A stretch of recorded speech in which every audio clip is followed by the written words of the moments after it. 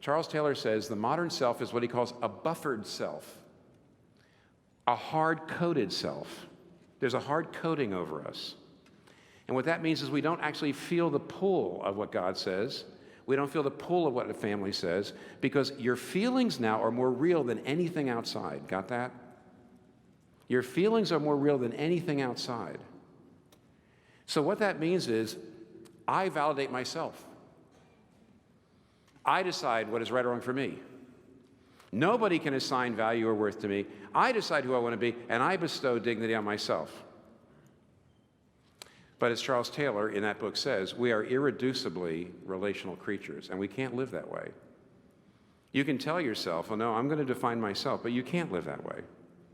And what that means is the modern self is so fragile, because what happens is we go inside and we decide who we are, and then we come outside and we demand that everybody accept us the way we are.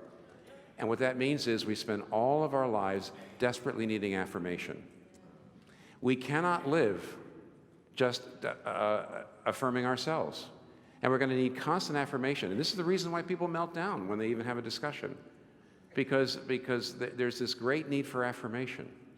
This is the reason why the modern self is so fragile, because, you know, in traditional cultures, your father and your mother said, this is what I want you to be, and that could be actually pretty domineering, and some of you have come from those cultures where what the parents said was what went. But you know, if your parents thought you're a good son or a good daughter, you know, then you thought, okay, I guess I'm a good person.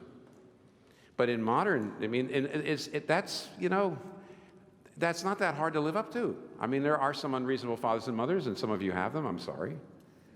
But by and large, that's not something you have to live up to. But the modern self, you've got to be beautiful, you've got to be powerful, you've got to reach your dreams, you've got to change the world, you've got to make money, you've got to be successful. And it's crushing.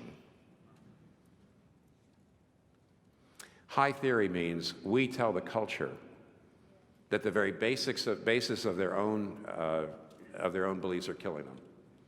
You do what Augustine did. You don't just say, well, yeah, here's the evidence of resurrection. I'm great on that. I love that. I'm all for that. But first you got to show them that their own beliefs don't work before you show them that your beliefs are so rational.